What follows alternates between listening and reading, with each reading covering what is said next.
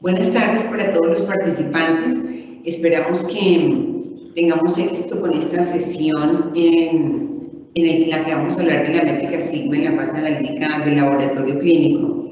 Aunque es un poco extraño no poder ver las caras y no poder interactuar con las miradas, pues el chat está abierto y la idea es que podamos interactuar a través del chat. Vamos a hablar entonces hoy de la métrica sigma en la fase analítica del laboratorio clínico. Aquí, en esta primera diapositiva, he colocado una distribución gaussiana con un desempeño 6 sigma, y acá en la campana de Gauss en verde, y acá en esta parte, en la campana de Gauss en azulito, una distribución gaussiana con un desempeño sigma de 3 sigma.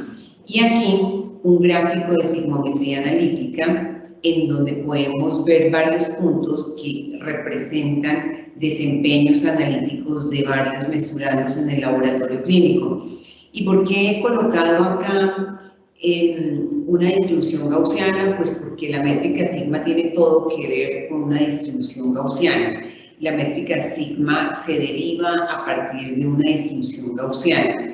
Y esta parte en donde vemos acá esta cola de la distribución, o esta parte en la que vemos acá la cola de la distribución, lo que nos indica es las partes por millón de oportunidades que están saliendo de un límite de tolerancia del proceso. Partes por millón o también porcentaje de errores o porcentaje de defectos. ¿Es vigente la métrica sigma en el laboratorio clínico? Pues sí, no solamente es vigente la métrica sigma en el laboratorio clínico, sino que es vigente en general en todas las actividades de la vida, porque la métrica sigma es una herramienta que nos permite cuantificar los errores y sobre todo nos hace visible errores que cuando yo los trabajo en una forma de escala de 1 a 100 se hacen invisibles a nuestros ojos. Entonces, siempre que existan errores, habrá una aplicación de la métrica sigma que permita controlarlos. La métrica sigma obviamente no nació en el laboratorio clínico, nació en la industria, con otras aplicaciones, y realmente en el laboratorio clínico lleva relativamente poco tiempo, 20, 30 años de auge la métrica sigma, pero siempre definitivamente podremos aplicar la métrica sigma a cualquier proceso y a cualquier actividad en donde nos interese medir y nos interese medir errores y que nos permita y que haya necesidad de mejorar los procesos. Ok, si yo ingreso la palabra sigmametric, en Google, yo voy a encontrar rápidamente que tengo 85 millones de resultados y de enlaces que puedo tener acerca de la métrica sigma. Cuando yo digo Analytical Sigmametric, pues voy a tener mucho menos, claro. Obviamente las aplicaciones directamente en la fase analítica son más pequeñas, pero vemos también que realmente hay una gran cantidad de resultados en Google. Ahora, yo digo geometría, que sería la palabra equivalente en español, encuentro 2.390 resultados. Claro, las publicaciones son más en inglés, definitivamente. Y si digo sigmametría analítica, pues voy a encontrar un poco menos. Vemos acá que con sigmometría analítica tengo cerca de 828 resultados y que acá con sigmametría 197 resultados. Entonces, pues esos indicadores de Google nos permiten a nosotros visualizar qué tanto un concepto, una palabra se está moviendo en el mundo. Entonces, pues vemos que sí que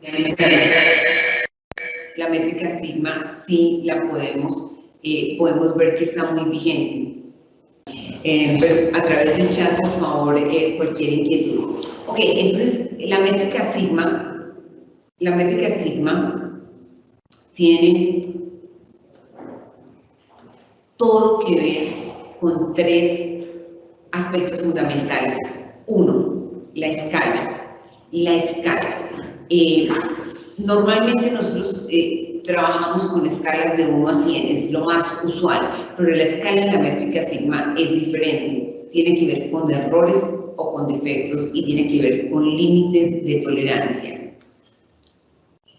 En la ecuación original industrial hablaba de que el límite de tolerancia es el límite de tolerancia del proceso, es decir, qué tantos defectos puedo permitir, qué tantos errores puedo permitir en mi proceso. Y los errores estaban definidos o por la variabilidad que tenía la producción o por un sesgo que pudiese tener la producción. Entonces, esta es la ecuación original de la métrica sigma, que como les decía, pues no nació en el laboratorio clínico, sino que nació en la industria.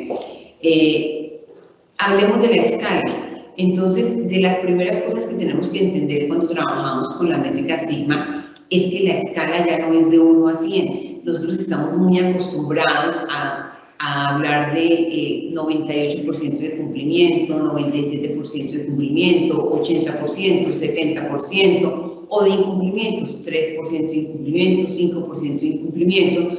Cuando trabajamos con la métrica sigma, lo primero que tenemos que entender es que la escala cambia de 1 a 100 a una escala de 1 a 1 millón. Por eso es que cuando nosotros hablamos en términos de la métrica sigma, vamos a hablar en términos de partes por millón o hablamos de defectos por millón. En general, cuando hablamos de la métrica sigma, hablamos de defectos por millón de oportunidades o partes por millón de oportunidades. Entonces, eso es fundamental, que podamos determinar, bueno, ya no vamos a hablar de porcentaje, vamos a convertir la escala mentalmente, la escala ya no va a ser de 1 a 100, sino la escala va a ser de 1 a 1 millón. Ok, errores o defectos. Entonces, ¿qué es un defecto? El defecto lo define el dueño del proceso. Entonces, si yo soy el dueño del proceso y yo determino que esto es un defecto, pues eso es lo que yo voy a considerar como un defecto. Por ejemplo, en una fábrica de zapatos, ¿qué se considera un defecto en la producción de un par de zapatos? Que los cordones no ajusten bien, que la suela de los zapatos no esté adecuada. El dueño del proceso es el que tiene que determinar esto es un defecto y estos son los defectos que se van a contabilizar y que se van a contar y que se van a medir. Si yo considero que defecto es que la suela del zapato no esté bien pegada, pues eso es lo que yo voy a contar y eso es lo que yo voy a medir durante mi proceso. La puntualidad, o sea, ¿qué es un defecto en términos de puntualidad? Si yo digo tengo una cita a las 6 de la tarde y si llego a las 6:10, ¿eso es un defecto? ¿O voy a determinar que hay un límite de tolerancia? Más o menos como en la universidad, yo decía, le doy 10 minutos al profesor o pueden entrar los alumnos 10 minutos después de que empiece la clase. Entonces, hay un límite de tolerancia que pueden ser 10 minutos y defecto o error va a ser a partir del minuto 10. Entonces, aún a pesar de que la persona puede que no llegue a las 6 en punto y que llegue a las 6:02, pues de repente hay un límite de tolerancia que permite que esa persona puede llegar 10 minutos antes o 10 minutos después. En términos específicos del laboratorio clínico, lo que vamos a tener son los errores totales máximos permisibles o los APS, porque APS significa Analytical Performance Specification, especificación de desempeño analítico. Y este término APS es más usado en Europa, de hecho en la página web de la FML, que es la Federación Europea de Medicina de Laboratorio, utilizan mucho esta sigla, esta expresión APS, Analytical Performance Specification. O nosotros más o menos más de este lado del mundo de América usamos más el total error allowable o el error total máximo permisible, pero son sinónimos definitivamente. Entonces, cuando yo selecciono ese error total máximo permisible, lo que estoy haciendo es caracterizando o definiendo qué es un error o qué es un defecto, porque tengo que entender que pueden haber varios errores totales máximos permisibles y que de hecho en la literatura pues hay varias opciones para poder seleccionar los errores totales máximos permisibles. Miremos esta tabla, ¿cierto? En esta tabla tenemos algunos mesurandos: ALT, albúmina, triglicéridos, amilasa, creatinina, colesterol total. En esta columna tenemos errores totales máximos permisibles o Analytical Performance Specification, APS, que están determinados por CLIA. CLIA es una organización estadounidense que desde hace muchos años dio unos límites analíticos de desempeño que se usan mucho en Estados Unidos. De repente sería mucho más en Estados Unidos porque de pronto en otras partes del mundo usamos mucho más errores totales máximos permisibles o Analytical Performance Specification derivados de variabilidad biológica, del estado del arte, de repente de otras fuentes. Entonces, por ejemplo, para ALT, si yo tengo un 15% de error total máximo permisible, eso es, ¿qué significa? Que todo lo que en ALT tenga un error de medición superior a 15%, eso es lo que yo voy a considerar un defecto. Que si el error de medición es 5%, eso yo no lo considero un defecto. El error total máximo permisible es el equivalente al límite de tolerancia, entonces yo voy a aceptar 15% como error total máximo permisible, como sus palabras lo indican. Pero hay otras fuentes de error total máximo permisible o de APS, de Analytical Performance Specification, como son los datos publicados en la Sociedad Española de Química Clínica. Aquí encuentran la bibliografía y están los links de las páginas si ustedes quieren verificar esta información o quieren revisar las especificaciones analíticas de desempeño para otros analitos, otros mesurandos. Acá entonces tenemos que, por ejemplo, para ALT, para especificaciones deseables derivadas de variabilidad biológica de la página que está del listado que está en la página de la Sociedad Española de Química Clínica, pues vamos a tener que es 27.48, como ustedes ven, casi el doble de lo que determina CLIA. Pero tenemos acá, bueno, y para especificaciones óptimas tendríamos 13.7.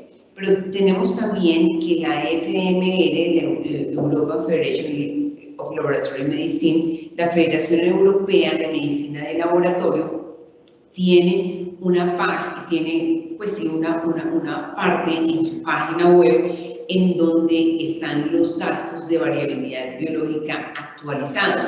Y de hecho, pues es altamente recomendable que vayamos más a los datos de variabilidad biológica de la FML. ¿Por qué? Porque de hecho la FML tiene pues casi un eslogan que dice que la base de datos de variabilidad biológica está viva, is alive, biological variation data is alive, porque los están alimentando continuamente con los trabajos que están saliendo y con las publicaciones e investigaciones que se están haciendo. Ellos van actualizando constantemente estos datos de variabilidad biológica. Por eso es que realmente podemos encontrar diferencias entre lo que está en la página web de la Sociedad Española de Química Clínica y los datos de variabilidad biológica o de errores totales máximos permisibles derivados de variabilidad biológica de lo que está en la página de la Federación Europea de Medicina de Laboratorio. Entonces, aquí, ¿qué podemos ver?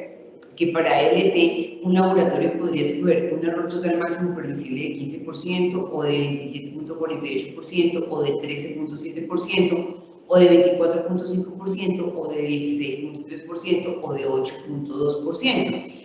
Obviamente, ¿quién define cuál es el límite de tolerancia del proceso? El dueño del proceso, el dueño del proceso en el laboratorio clínico, en el área de química, en el área de inmunoensayo, en el área de inmunología, en el área de coagulación, en el área de hematología, pues habrá un equipo de trabajo que determinará cuáles son esos límites de tolerancia o esas especificaciones analíticas de desempeño que no se pueden superar. Para albúmina, por ejemplo, tenemos por CLIA 8%, por variabilidad biológica de lo que tenemos en la página de la Sociedad Española de Química Clínica, 6%, 4% o 20%. Y por la FML vemos que hay bastante diferencia en estas especificaciones. Entonces, pues la idea es que entendamos que quien determina el límite de tolerancia o quien determina qué es un defecto es definitivamente el dueño del proceso. Ok, es muy importante entender que un error de medición no necesariamente es un defecto en la escala sigma, porque yo siempre voy a tener errores de medición. No existen en el laboratorio clínico pruebas o resultados que tengan errores de medición cero, porque siempre habrá un nivel de imprecisión asociado a la medición. Y por más que controlemos las condiciones, también es esperable que haya sesgos que entre cambios de lote, entre cambios de calibradores, entre cambios de operario, entre cambios de turno, después de un mantenimiento. Solo que esos sesgos, obviamente, combinados con las imprecisiones y variabilidades normales y esperables del proceso, pues combinados nos van a dar un error de medición. Y esos errores de mediciones son los que yo determino como límites de tolerancia. Por ejemplo, decíamos en este caso, para albúmina, CLIA dice que 8%, por especificaciones deseables de variabilidad biológica de la FML sería 3.6%. Entonces, lo que significa que un error de medición no es necesariamente un defecto en la escala sigma, es que en albúmina yo me podría permitir un error de medición de 2% o de 2.5%, pero no más de 3.6% si escojo esta opción. Si escojo esta opción de especificaciones deseables derivadas de variabilidad biológica según la base de datos de la FML, pues yo no voy a tolerar defectos, errores de medición superiores a 3.6%, pero errores de medición inferiores a 3.6% sí los voy a aceptar. Ese es el límite de tolerancia que mi laboratorio ha determinado. Entonces, importante entender que los errores de medición siempre están presentes en el laboratorio clínico y que no porque haya un error de medición, porque existen, eso no es un defecto en la escala sigma. Un defecto en la escala sigma es cuando mis resultados están superando esos errores de medición que yo he definido como máximos permisibles. ¿Y qué es esto que les estoy enunciando acá? Solo es un defecto si supera el error de medición definido como máximo permitido. Ok, entonces ahora miremos acá y entendamos que el hecho de que yo tenga un error de medición máximo permisible más grande, como en el caso de CLIA, que en general son los que se usan en Estados Unidos, que son más grandes, o que yo use un error de medición más pequeño, pues eso no va a hacer que el desempeño del proceso sea diferente, solamente va a lucir diferente. Si yo me coloco o le coloco a mi proceso un error total máximo permisible muy grande, pues yo voy a tener la sensación de holgadez, y es lo que pasa cuando yo tengo errores totales máximos permisibles muy grandes, como los derivados de CLIA, por ejemplo, y luzco con unas métricas sigma muy altas. Cuando yo tengo un error total máximo permisible un poco más moderado, pues no luzco tan holgado. Entonces, es muy importante entender que dependiendo del error total máximo permisible que yo determine para cada uno de los análisis en mi laboratorio, mis pruebas obviamente van a lucir más holgadas o menos holgadas con respecto a la métrica sigma. Siempre debemos analizar muy bien cuál es ese error total máximo permisible, comparar un poco el estado del arte, cómo están los errores totales reales en otros laboratorios que usen las mismas metodologías y los mismos sistemas de medición que yo utilizo, con la idea de que yo no voy a tener errores de medición muy holgados que no le exijan nada a mi prueba.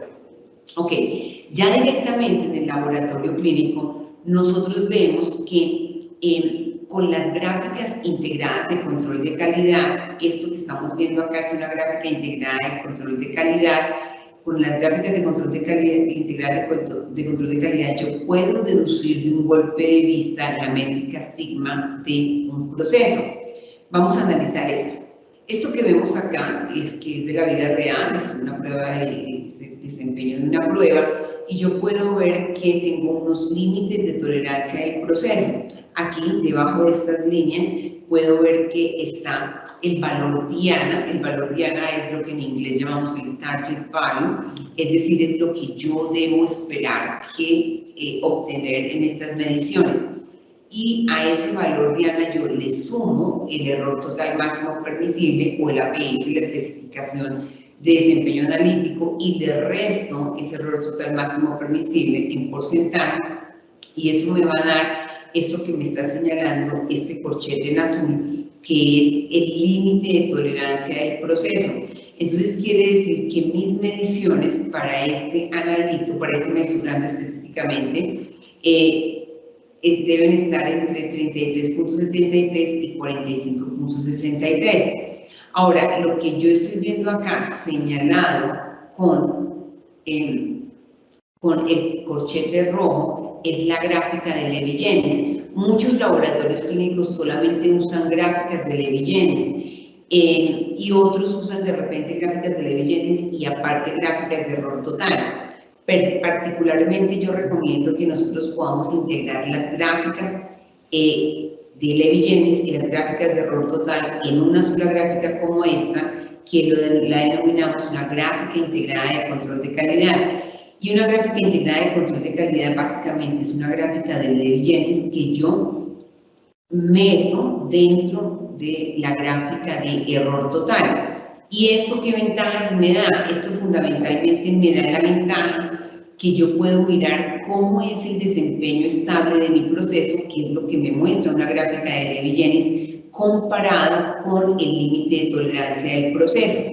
Ahora, en una gráfica de Levi-Jennings, lo que yo tengo realmente es una distribución gaussiana en forma horizontal. Es decir, que esto, 1, 2, 3 desviaciones estándar que tengo acá, lo que me están mostrando, si yo hiciera una representación gráfica, yo estaría imaginando que esto sería una gráfica de una distribución gaussiana. Entonces, acá yo puedo deducir cuál es la métrica sigma de este proceso, determinando cuántas desviaciones estándar me caben desde la media hasta el límite de tolerancia del proceso más cercano. En este caso, como la media, en este caso 39.44, está ligeramente por debajo del valor diana, entonces me corresponde contar cuántas desviaciones estándar me caben dentro de este límite de tolerancia del proceso. Y yo prácticamente de un golpe de vista lo puedo contar: 1, 2, 3, 4, 5, aproximadamente 5 desviaciones estándar me caben dentro de este rango de tolerancia del proceso. Entonces, este procedimiento, esta prueba, en este caso, me está mostrando que el desempeño es de 5 sigma. Ahora, cuando los laboratorios no utilizan gráficas integrales de control de calidad y solamente utilizan gráficas de Levi-Jennings, es como si aceptaran que 3 sigma estuviera bien, porque su límite de tolerancia del proceso es más o menos 3 desviaciones estándar, y no implícitamente están aceptando que 3 sigma está bien y ese es el límite de tolerancia del proceso. Entonces, usar gráficas de Levi-Jennings para validar la corrida analítica se convierte en una práctica poco exigente para validar las corridas analíticas. Ok. Se utiliza en la métrica sigma, en la fase analítica, se utiliza una gráfica de sigmometría. Estos son los gráficos de sigmometría, pues que son obtenidos a través de un software de sigmometría que es Siget. En este software nosotros tenemos que este software, cuando yo ingreso los datos, me genera este tipo de gráficas. Esta es una gráfica de sigmometría en donde yo aquí en el lado, en la parte vertical, estoy midiendo o estoy graficando la inexactitud de la prueba, y en el eje X estoy graficando la imprecisión de la prueba. Esta gráfica de sigmometría está dividida en varias secciones que me indican la métrica sigma de acuerdo a la posición del analito o del mesurando. Entonces, por ejemplo, esta zona roja está delimitando las pruebas o la zona en donde estarían desempeños por debajo de 1.96 sigma. En esta zona azul me estaría representando la zona que está entre 1.96 y 3 sigma. Esta zona amarilla de 3 a 4 sigma en esta línea y de 4 a 5 sigma en esta línea. Y aquí en la primera parte en verde de 5 a 6 sigma y acá por arriba de 6 sigma. Cuando yo veo cada uno de estos analitos acá, cada uno de estos analitos, lo que me está representando es cuál es la posición y el desempeño. Porque lo que yo hago acá es que con la imprecisión de la prueba y con la inexactitud de la prueba, la coloco en este gráfico y yo podría deducir, por ejemplo, para este que es un laboratorio o un área de un laboratorio que tiene 38 mesurandos que se les está evaluando el desempeño analítico, puedo ver que tengo uno, que es este, que está por debajo de 1.96 sigma. Puedo ver que tengo 5 mesurandos que están entre 1.96 y 3 sigma. Puedo ver que tengo 16 mesurandos que están entre 3 y 5 sigma. Y puedo ver que tengo 16 mesurandos que están por arriba de 5 sigma.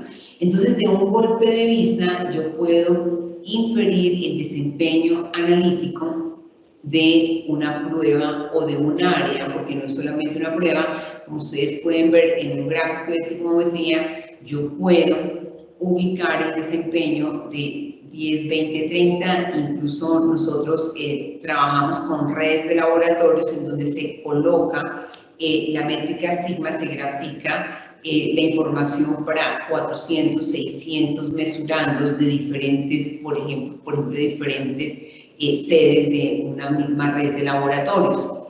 Ok, ahora veamos un poco y correlacionemos esto con porcentajes.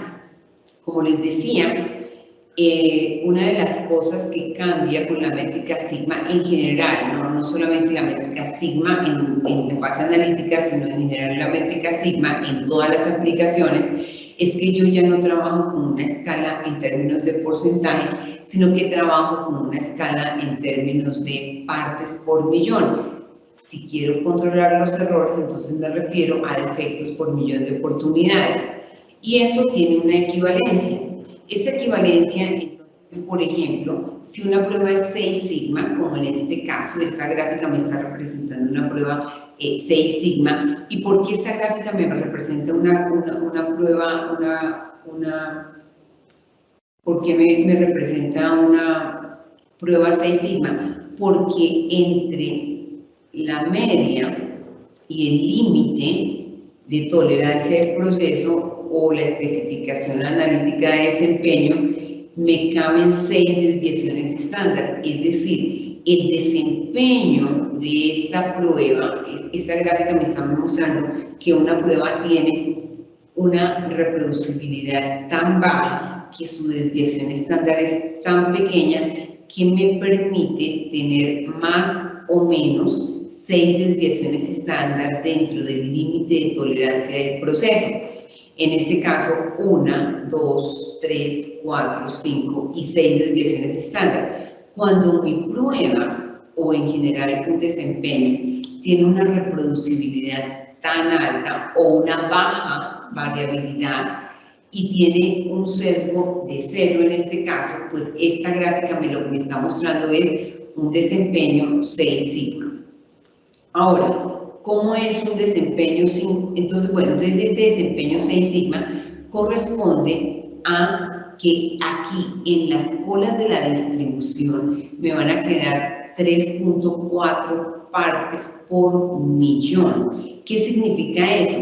Que normalmente nosotros consideramos que en una distribución gaussiana yo tengo el área bajo la curva me representa el 100% de los datos.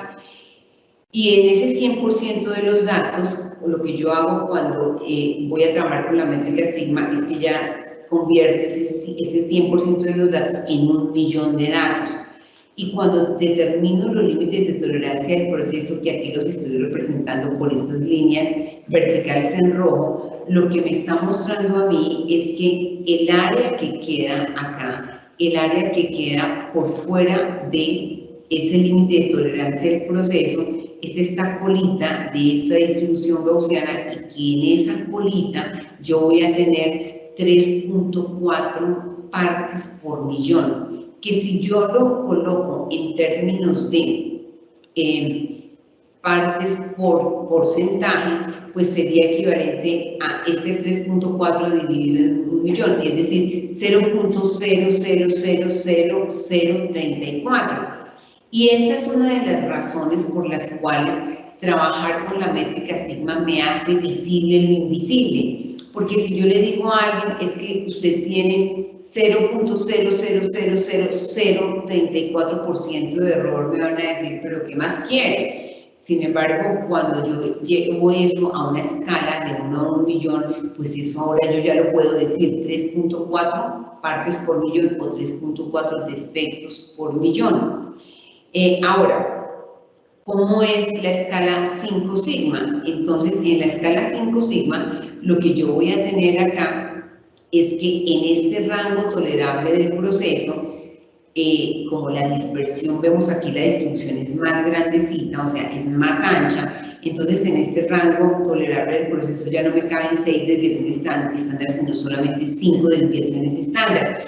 ¿Eso qué significa? Que entonces la métrica sigma de este proceso es de 5 sigma. Entonces ustedes van viendo que en la medida en que se va aumentando la imprecisión, pues obviamente va disminuyendo la métrica sigma, es decir, que el desempeño no es tan bueno. Ok, entonces, cuando yo tengo una prueba 5 sigma o un proceso 5 sigma, eso significa que en esta colita de la distribución, yo voy a tener 233 partes por millón. Si lo hablo en términos de efectos, entonces diré, tengo 233 defectos por millón. Eso significa. Y eso sería equivalente a un porcentaje exacto de 99.9767%. Claro, si yo digo, yo tengo un proceso 5 sigma con una exactitud de 99.9767, también me dirían, ¿qué más quiere? ¿Cierto? Es muy bueno. Sin embargo, si yo voy a hablar en términos de salud, y fíjense que ahorita con todo esto de la pandemia, yo diría, puedo tolerar 233 falsos negativos por cada millón de pacientes que se les haga la prueba de SARS-CoV-2, seguramente no, ¿cierto? En salud en general, muchos autores dicen que 6 sigma es insuficiente y que en salud se deberían tener procesos con desempeño 7 sigma, porque en salud yo no puedo decir, por ejemplo, me puedo permitir 233 falsos negativos o falsos positivos por cada millón de pacientes evaluados, o puedo permitir 233 errores quirúrgicos por cada millón de cirugías realizadas. En general, para la industria, que es donde nació la aplicación de la métrica sigma, ellos toleran procesos 4 sigma. ¿Y cómo es 4 sigma? 4 sigma entonces está representado acá por esta gráfica, en donde yo voy a tener que dentro de este límite de tolerancia del proceso, la variabilidad la reproducibilidad no es tan alta, ¿cierto? Entonces, la reproducibilidad pues es inferior a 5 o a 6 sigma, y acá en este límite de tolerancia del proceso me van a caber 4 desviaciones estándar, y por eso esta prueba sería 4 sigma.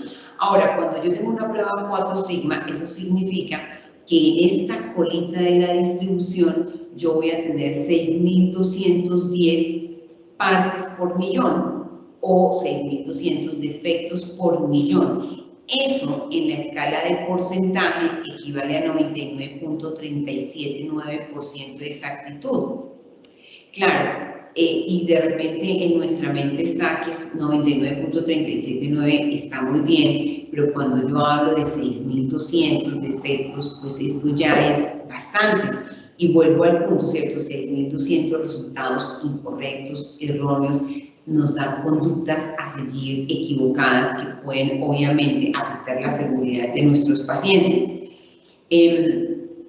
Una escala 3 sigma, entonces, está representada acá. Una escala 3 sigma lo que me muestra es que la dispersión es más grande, la dispersión de los datos es más grande y por tanto solamente me caben 3 desviaciones estándar dentro de este límite de tolerancia del proceso. Como vemos, entonces, cada vez me van quedando más datos por fuera de este límite de tolerancia del proceso y en este caso, entonces, lo que yo tengo es que cuando tengo un proceso 3 sigma, eso implica que tengo 66.807 defectos por millón de oportunidades de errar. Y eso en la escala de porcentaje sería equivalente a un porcentaje de exactitud de 93.31%. Una escala 2 sigma estaría representada por esta gráfica. Ojo que hay muchos laboratorios que trabajan y validan sus corridas analíticas con gráficas de Levy-Jennings con más o menos 2 desviaciones estándar. Cuando yo trabajo y valido mi corrida analítica con más o menos 2 desviaciones estándar, pues estoy aceptando que ese es el límite de tolerancia de mi proceso y que lo acepto bien, que mis pruebas tengan un desempeño 2 sigma. Pero tener un desempeño 2 sigma implica que yo por cada millón de oportunidades de errar tendría 308.538 errores.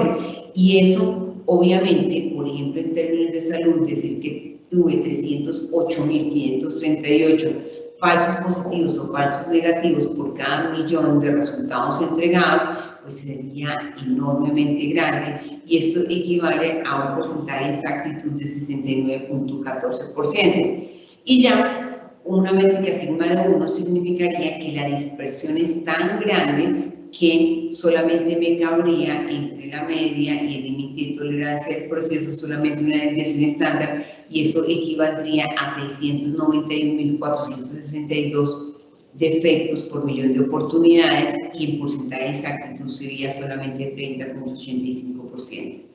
Ok, esta es la esencia de lo que es la métrica sigma. Entonces, como les decía hace unos minutos, cuando hablamos de la métrica sigma en general, no solamente en la fase analítica, sino en general en la métrica sigma, tenemos que pensar en 1, la escala. La escala ya no es de 1 a 100, sino la escala es de 1 a 1.000.000. 2, la caracterización del error o de defecto. ¿Qué es un defecto? Porque entonces tenemos que entender que un error de medición no necesariamente es un defecto en la escala sigma, porque siempre vamos a tener errores de medición. Un defecto en la escala sigma para el caso de la métrica sigma en la fase analítica, a lo que equivale es a un error de medición. Un defecto será cuando yo supere ese error de medición definido como máximo permisible para mi laboratorio. Ok, veamos nuevamente entonces acá un proceso 6 sigma en donde tenemos esta distribución gaussiana y porque lo que decíamos, ¿cierto? Una distribución, una aplicación de la métrica sigma pues tiene todo que ver con una distribución gaussiana. Y como veíamos acá, yo aquí tengo 6 desviaciones estándar que me caben dentro de este error total máximo permisible. Cuando tengo esta situación, esta colita que tengo aquí, que se sale, en esta colita yo lo que tengo, los datos que tengo acá son 3.4 partes por millón o 0.0000034% de datos. Yo puedo desmejorar el desempeño en términos de la métrica sigma por varias razones. Uno, porque se aumenta la dispersión de los datos, es decir, esta distribución de gaussiana se hace cada vez más ancha, o también porque manteniendo una misma distribución de datos, como lo que vemos acá, ¿cierto? Estas 4 gráficas lo que tienen son la misma distribución, yo tengo un sesgo, que también es frecuente en el laboratorio clínico. Entonces, si yo acá tengo un sesgo, aquí lo que me está mostrando estas líneas igual son los límites de tolerancia del proceso, acá con un sesgo de una desviación estándar, aquí con un sesgo de 2 desviaciones estándar, acá con un sesgo de 3 desviaciones estándar y acá con un sesgo de 4 desviaciones estándar. En general, entonces, lo que quiero dejar en las mentes es que la métrica sigma se puede afectar, o en general el desempeño se puede afectar, uno porque la imprecisión se hace muy grande y otro porque el sesgo se hace muy grande. Y la combinación de estas dos características de desempeño, sesgo e imprecisión, juntas me van a conllevar a un error de medición. Por eso la fórmula para calcular el error analítico de medición es la constante z que yo estoy utilizando multiplicado por el coeficiente de variación más el valor absoluto del sesgo. Entonces, el error de medición engloba dos componentes muy importantes de inexactitud e imprecisión. Ahora, miremos en esta diapositiva cuál es el impacto que tiene escoger el error total máximo permisible o la especificación de desempeño analítico, como dicen los europeos, los APS, en el cálculo de la métrica sigma. Esto pues son datos de la vida real. Si yo tengo un laboratorio que haya escogido su error total máximo permisible como 8%, que les decía que es muy usual en Estados Unidos, y tener en su prueba un sesgo de 0.91 y una imprecisión de 1.43%, cuando hacemos el cálculo, esto nos va a dar que la métrica sigma es 4.96. Creo que no lo coloqué en ninguna diapositiva, pero lo puedo colocar acá. La fórmula con la que se calcula tradicionalmente la métrica sigma es que la métrica sigma es igual al error total máximo permisible menos el valor absoluto de sesgo dividido en el coeficiente de variación. Esa es una forma de calcularlo, ¿cierto? Pero también yo puedo ir y calcularlo a partir de la ubicación en una tabla de distribución normal, como vamos a ver ahorita en un ejemplo. Entonces, miremos, con un 8% de error total máximo permisible, pues me da un resultado de 4.96 sigma. Pero si yo tengo un error total máximo permisible de 4%, pues entonces acá me va a dar 2.21. Aquí tengo un error, aquí no es 20, sino 2.06, ¿cierto? Entonces todo cambia, este no lo consideremos. Y acá si tengo 5.4 de error total máximo permisible me va a dar una métrica sigma de 3.14. Si tengo un error total máximo permisible de 3.6 voy a tener una métrica sigma de 1.88. Y si tengo un error total máximo permisible mucho más exigente por especificaciones óptimas de la base de datos de la FML, pues voy a tener una métrica sigma de 0.62. Entonces fíjense que el desempeño es igual, el sesgo es 0.91 para todos los casos, pues es el mismo caso.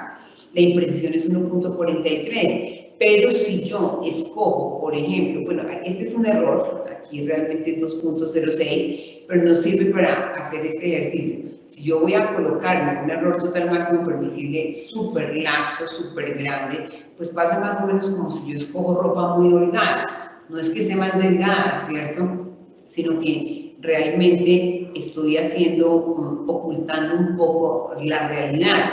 Y voy a lucir con una métrica sigma muy alta, como en este caso 13.77, ya les digo que esto es un error, acá no es 20.6 sino 2.06, pero nos sirve para analizar esto. Entonces, por eso es tan importante realmente determinar adecuadamente el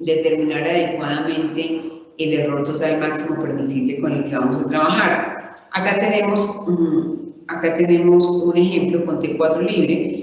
Acá con T4 libre lo que tenemos es en un gráfico de sigmometría, tengo este dato que estoy viendo acá, que yo aquí lo estoy viendo, es el número 54, porque una de las ventajas, por ejemplo, del software Siget que nosotros utilizamos y que está disponible para quienes lo quieran utilizar, es que yo puedo graficar en un solo gráfico de sigmometría 10, 20, 30 hasta 400 mesurandos. Entonces, acá, específicamente es el caso de T4 libre para el nivel 3, que tiene un error total máximo permisible de 12.05%. Su sesgo es de menos 5.08 y su coeficiente de variación de 2.96. Cuando yo aplico la fórmula, entonces lo que obtengo al hacer el cálculo es que la métrica sigma es de 2.35. Entonces, miremos un poco cómo de dónde sale ese valor. Entonces, para hablar en términos de los europeos, especificación analítica de desempeño o error total máximo permisible, si es 12.05%, si mi sesgo es de menos 5.08% y mi coeficiente de variación es de 2.96, entonces, como les decía, la fórmula para la métrica sigma me dice que la métrica sigma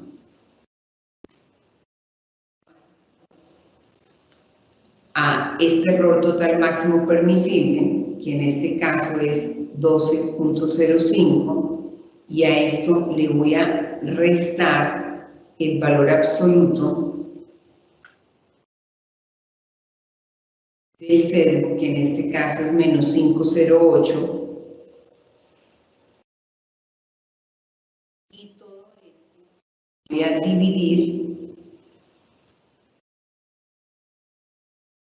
en el coeficiente de variación, que es 2.96. Entonces, esto, tenemos aquí un error. Tenemos aquí un error.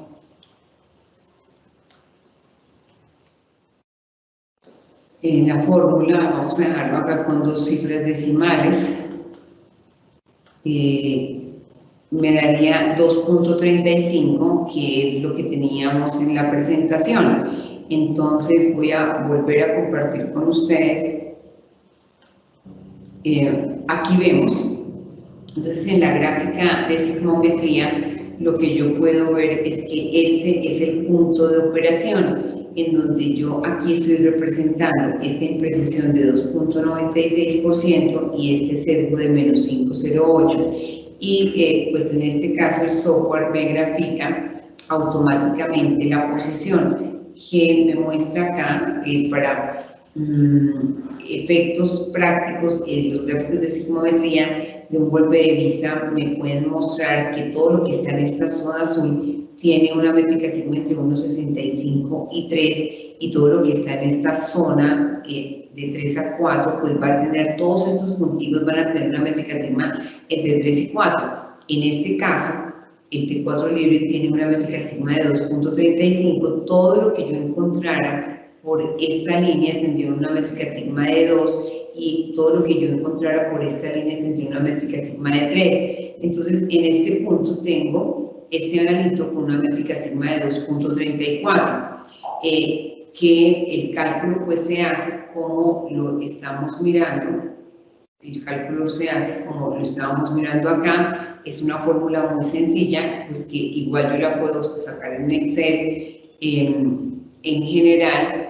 Pero también, como les decía, hay softwares especializados que me permiten trabajar con hacer estos cálculos mucho más rápido. Ok, quiero mostrarles también esto que es el origen de una distribución gaussiana. Esto es una tabla de distribución normal que está en la mayoría de los libros de estadística, y lo que vemos acá en la columna 1 es Z, que para que quienes lo hayan olvidado, Z es número de desviaciones estándar alejado de la media. Si yo estoy una desviación estándar alejado de la media, lo que yo tengo en el área bajo la curva señalada aquí con la flechita en rojo va a ser el 84% de los datos. y lo que voy a tener por fuera, es decir, acá después de Z, después de 1, va a ser el 15% de los datos. De acá sale, a través de algunas transformaciones e interpretaciones, análisis de la distribución gaussiana, sale la escala 6 sigma. Me voy a ir al 6 sigma, que es pues lo que más conocemos, pero 6 sigma pues es esto, ¿cierto? Cuando yo tengo una prueba 6 sigma, es decir, que de la media A más Z más 6, yo voy a tener el 99.999999% de los datos.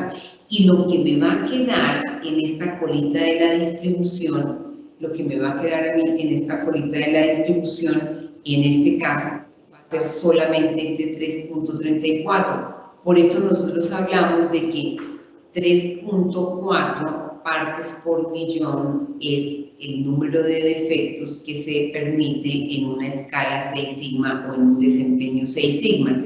Si mi desempeño es 5 sigma, entonces yo lo que voy a tener por fuera de ese límite de tolerancia del proceso, que en este caso es más 5, pues será casi 233 partes por millón. Y de aquí sale, o sea, yo podría hacer dos ejercicios. Yo podría venir a una tabla, determinar exactamente cuántas partes por millón tengo de errores y buscar aquí su equivalencia en la columna 1, y eso sería el equivalente a la métrica sigma. O también lo puedo hacer como lo estábamos mirando, aquí en la presentación, y es que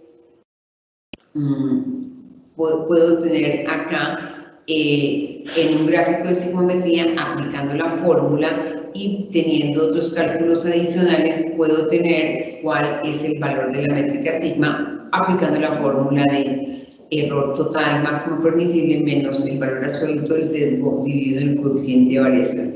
Bueno, pues hemos llegado al final de esta sesión, en donde hemos resumido cuál es la esencia de la métrica sigma. Muchísimas gracias para todos los asistentes y esperamos vernos nuevamente por este mundo virtual pronto. Muchas gracias.